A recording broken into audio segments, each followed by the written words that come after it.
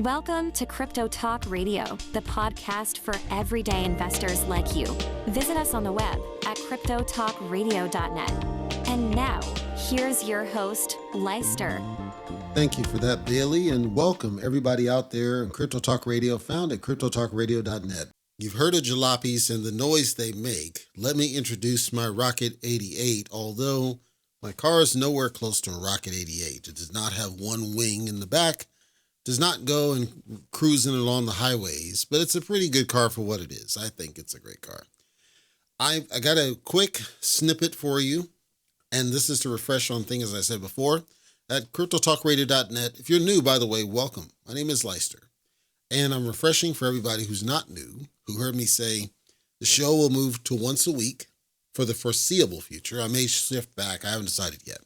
But for the foreseeable future, shifting to once per week. The goal being that we want to get back into the out-of-cycle updates that we started doing way back when the show started, almost 3 years ago now.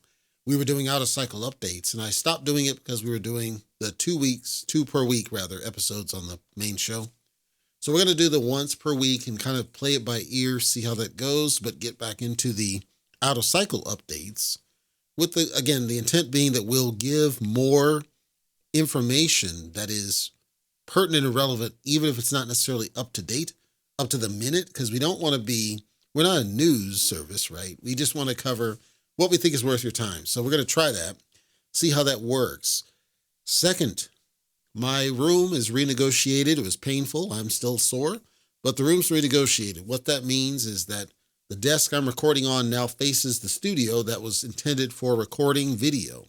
So we're working to get back on video. The lease I'm in expires in 3 months, which really sucks. I'm working with the bank to see if we can get approval for financing. Then I got to get one of these slack-jawed realtors to call me back on a home so I can make a deal. I'm really motivated to do that. So that's another reason I'm doing the once a week for now, because time's going to start being a constraint. I'm going to have to chase that down. My plates on the car. So I had put there's screws for the license plates that are for keeping them from getting stolen, because that was a big thing in certain states. So I put those on the plates because where I was in Nevada, it's Nevada, right? It's crime-ridden bullshit. So I had done that. Well, now the little wrench that I used to get it off, I put it somewhere, and I don't know where I put it. I thought the one that I had was that wrench, and it's not. So now I got to track down the security wrench, because I'm not going to be able to swap the plates if I can't find it. So I got to see if I might have put it in the other car, or I put it in the toolbox. If it's in the toolbox, I'm going to be searching forever because I have crazy amounts of tools.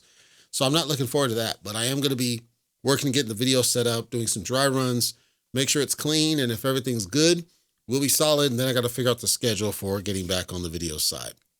And of course, our out-of-cycle updates will broadcast through all platforms, including the podcast, as well as to YouTube, Facebook, BitChute, Odyssey, Rumble, etc. Let's talk some cryptocurrency and see where we can figure this stuff out.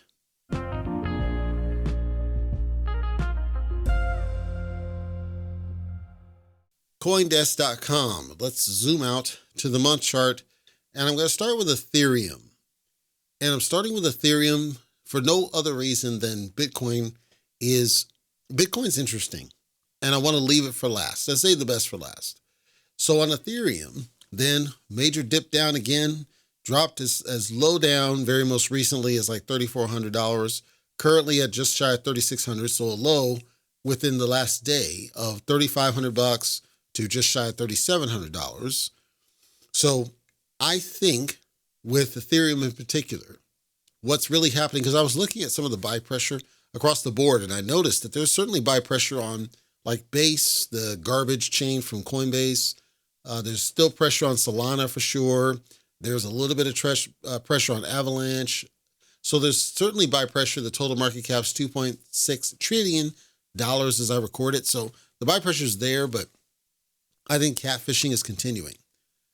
I think you have a bunch of people who are still going to these different chains, finding mean garbage to buy into and entice other people to get into them, is what I speculate's happened. So when I looked at Ethereum's graph, I didn't see that people were done with it. Simply that they were possibly taking money out of it, profit money out of it, and going to other garbage tokens to, pump and dump those. That was my read of it. When I cross-referenced it then against Bitcoin, Bitcoin had a low, and this is last 24 hours, the low of 69.3, a high of 71.6-ish, hovering around $70,000 mark, so much more spread than Ethereum did, but it's upward trend. It doesn't have the same dip that Ethereum did, which told me that there's still profit opportunities happening on the Bitcoin side and profit taking, which could contribute to money moving to the other chains and the other garbage tokens that are out there. So the sentiment is still generally bullish, although what I did see, of course, we're not a halving yet, but what I did see is that, numbers wise, Bitcoin and BNB, those two are the only ones that got back close to what they were during the last run. Ethereum's nowhere close to it. Ethereum got as high as $4,800. So it's nowhere close to what it was. So it's got a ways to go up is the point. When halving hits, we got to see what that does to price movement overall. But across the span, if I look at Solana, for example, it's running up. It's close to $200 per. Dogecoin's going up every recently. It's close to 19 cents. Dog with hat, that garbage still keeps climbing. It has one of the greatest gains in the last week or so. Near Protocol, significant. Shibs, decently significant. Avalanche. So I guess what I'm saying is the core coins can still never steer you wrong, number one.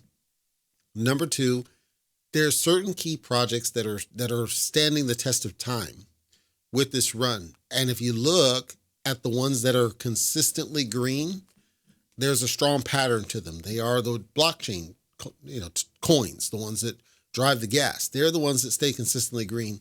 They may have the dips occasionally if Bitcoin dips, but by and large, they stay up and they run.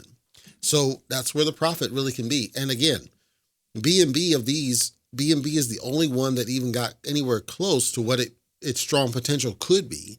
I mean, you look at Phantom, about $1. I think its height was like $2, $3. But in terms of overall, I mean, BNB, what was it, down to like $100 or something, even lower when crypto crashed earlier. So it had an amazing recovery. Remember, BNB has burns. BNB has other things that are keeping it in the positive. So I'm saying, from my perspective, my lens, I think cryptocurrency is still positive and going up. Where we go from here is going to be a matter of time. Time has to pass before we really see the fruits of what we're experiencing in this current kind of middle ground stage. But I do think big picture, when I say big picture, I'm talking long-term, 2 years, 3 years, 5 years. Big picture, I do think we've got one of a really amazing run ahead of us. It's going to take the patience of people to realize it. Some people are simply not going to be patient about it, though. They're going to say, screw it. Those people are going to lose out. And some may be okay losing out. And hey, if you're one that's saying, screw this crypto thing, brother, I support that because I know it's not for everybody. It can be frustrating not having predictable price movement. Have you heard of Jasmy? Jasmy, I looked at Jasmy and I had avoided Jasmy. Let's call this my underdog coverage today. I had avoided Jasmy, and the reason I avoided Jasmy is that Del Rug Pull, aka Del Crypto, was shilling it to the high hell at a point, just heavily shilling. It did a pump and dump, so I ignored it. It was getting too much hype. It gets some hype, but nowhere near what it did before. It's really one of those kind of cult following type hypes. It doesn't have the same strength backing that it once did. That's not a bad thing. I'm just calling out to attention. It's nowhere near what it was.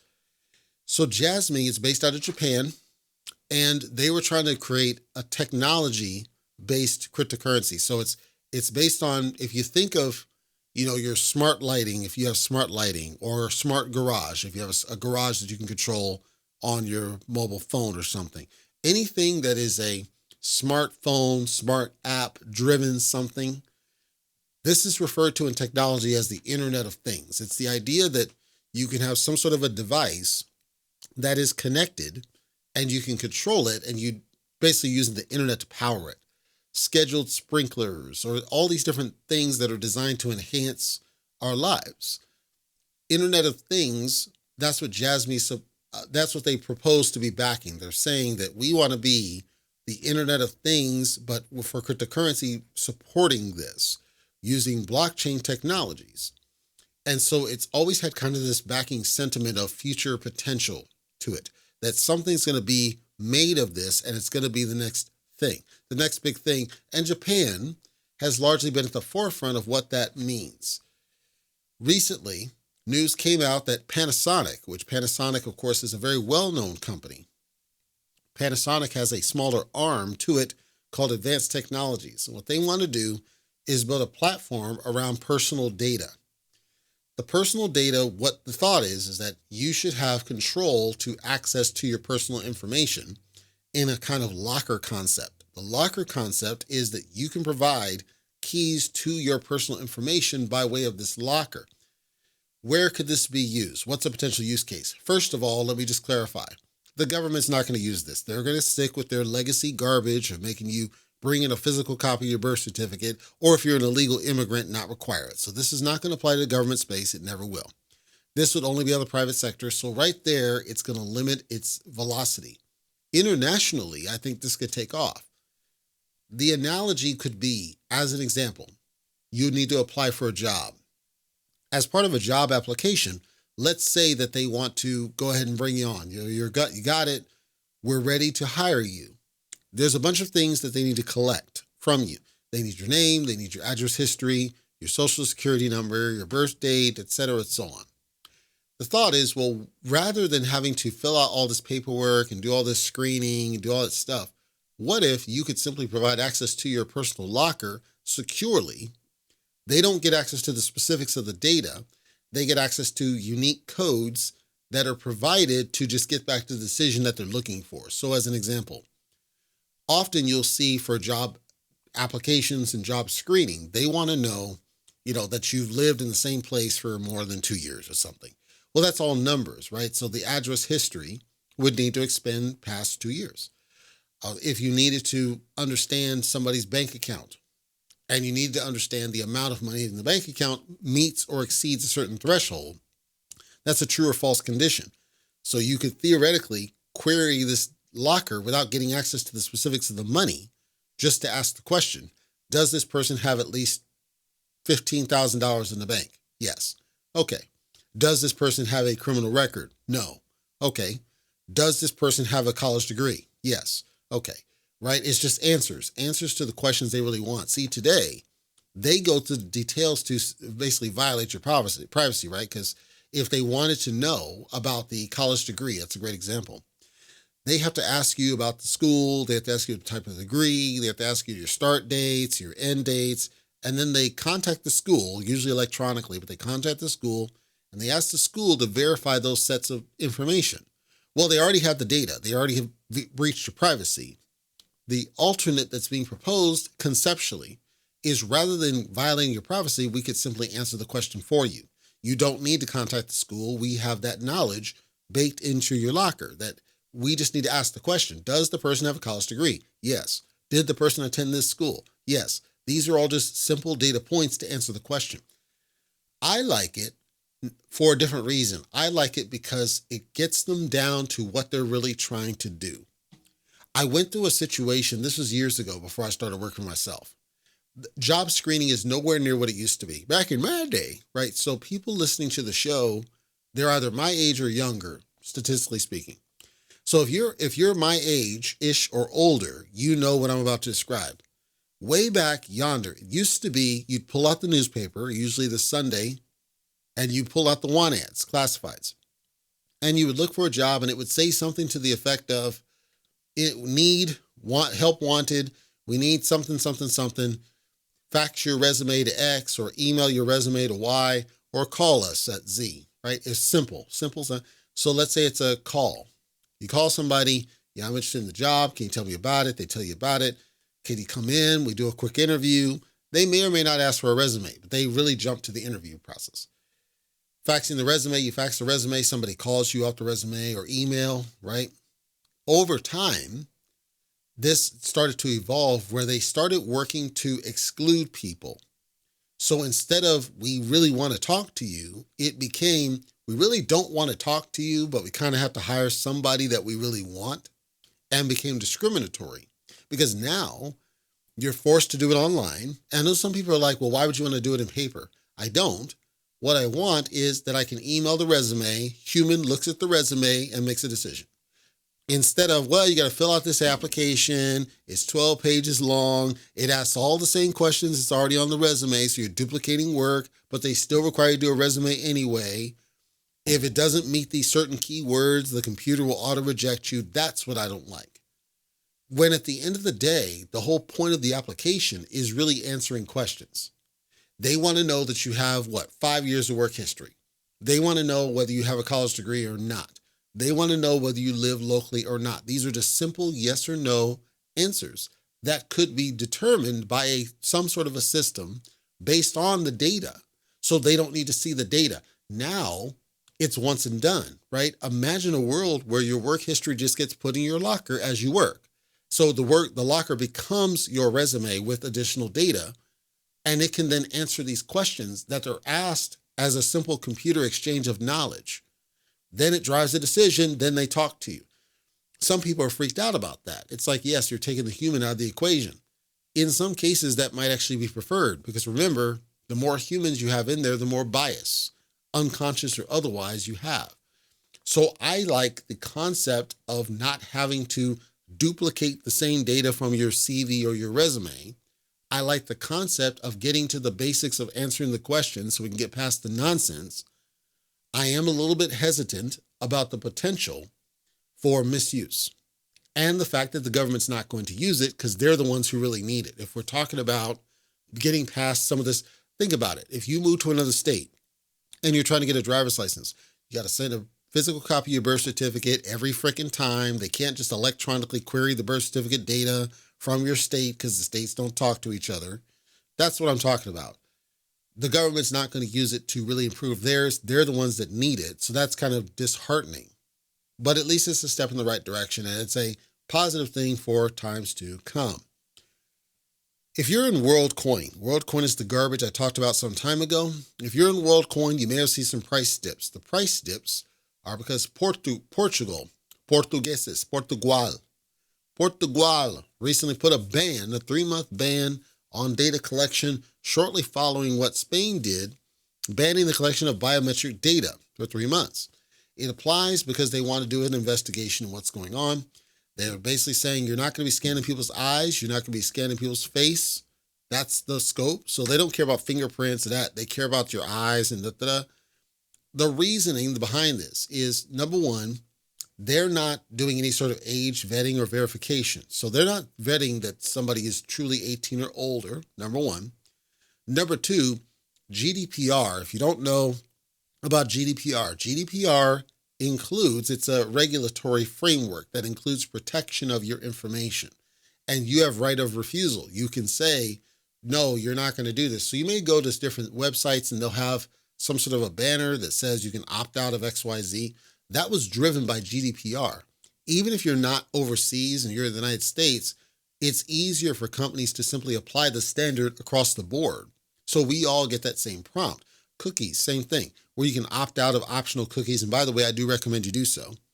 And tracking cookies and things, that all came and originated because of the push for GDPR. GDPR is part of the reason that they're stepping in, saying there's also protections in this regulatory framework around the use of biometric data, around data collection from minors, et cetera, and so on. So again, it's only a 3-month deal, so it's not a complete ban. It's only for 3 months during the investigatory process so that they can, figure out exactly what this thing is. Now, I have my own mixed feelings on this because I feel that this ban should have been implemented before they were allowed to launch the damn thing and put those orbs all over the world. Regardless, it is what it is. So if you're in WorldCoin, you may have seen some negative price movement. This is why. It's because at the end of the day, the WorldCoin business, they're just rushing it out. They didn't wait for any sort of regulatory acceptance. They just it's just do it and accept apology or, issue apology later. That's basically what they're doing, which is why I was hesitant about it because I expected something was going to happen about this. Now, WorldCoin has issued appeals on the Spain one that happened this is back in the beginning of March, as well as this recent one, because they're specifying, hey, look, what's the legality? On what grounds can they do this? They can't. They have every ground to do that because of GDPR. That's the whole point of GDPR. The whole point of it is protection of people's information. So WorldCoin, they had the burden of the standard, right? The burden.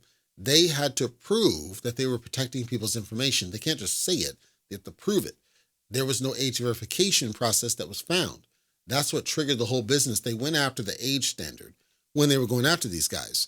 There's nothing in there that says we verify age, we verify any of that, because they don't collect any additional information around this. And then they were handing out free tokens. And then, of course, that's the incentive. So it's kind of like honeypot in a way. It's not, but I'm saying kind of, you're enticing them with money in exchange for this information that we know you're going to turn around and resell.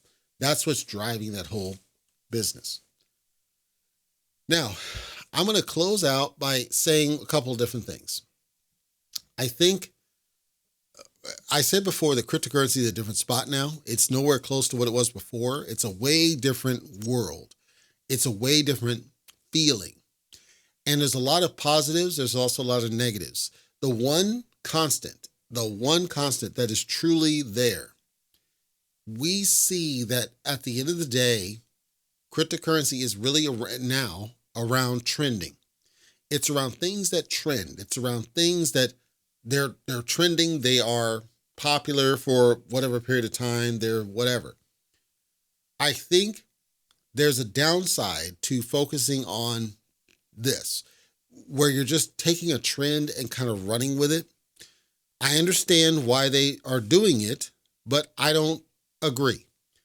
So the reason I'm closing with this is because of something that was brought to my attention very most recently. Cardano girls.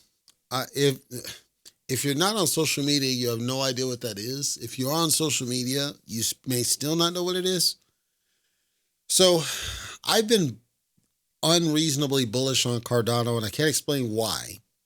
It was just a thing. Now, I did sell on my, Cardano, but when I saw this garbage, I think Cardano's big situation was everybody says their leader is an idiot. That's it. It's like there's something here, but the guy who runs it's a blistering idiot. This Cardano girls business is allegedly, I don't know deep, but allegedly something where it's not a professional thing. It is just a bunch of, bullish people. I don't know. Coming from a shiller, and it's a bunch of girls. I would argue the vast majority are not attractive. And they're talking about random crap like, something about saving money for food and something about coffee and something, just a bunch of crap.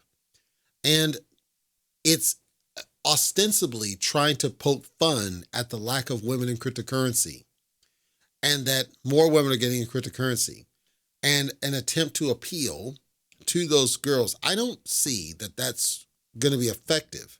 I don't see that it's going to work. And I think it's going to have the negative effect and the opposite effect. So part of the problem with I'm a fan of using girls to market. I'm a fan of this, but not for Cardano and not even generally for cryptocurrency because of the kind of people that we've enticed into cryptocurrency, the so-called crypto bros. The default ask of the vast majority of them is going to be something of a rated R or worse response from those people. So you already have, I covered on a past episode way back where there were some girls who were using NFTs. They're basically X-rated NFTs. You've got, what is that one? Taboo, the Taboo token. So there's already precedent for it. And in my mind, you're just simply going to tell people that that's what you're doing with Cardano, which has historically been treated as more serious than that. It's not saying that girls can't be serious. I'm saying that the way this came across was kids. It was childish. And we're talking, these were not young girls either, by the way. They're not young girls. Some of them were, but by and large, they were not young girls. So I guess my point is, I didn't understand what the audience was for what I saw.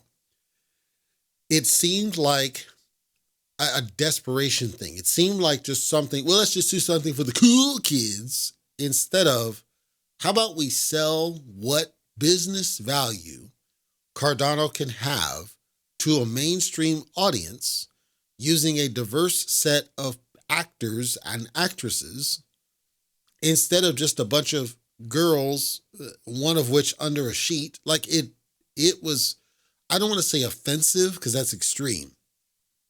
I don't want to say disgusting because it's extreme. It was, I can't even say it was the worst thing I've seen because trust me, it's not. It just didn't, it didn't fit. It didn't fit the message and the image that I think Cardano needed to have. And I was struggling to think of another cryptocurrency where such a thing would have possibly been a good fit. Maybe Axie Infinity, right? Because, girls, gaming, okay, I can maybe sell that. SHIB, no, not really. Doge, hell no, no. Avalanche, no.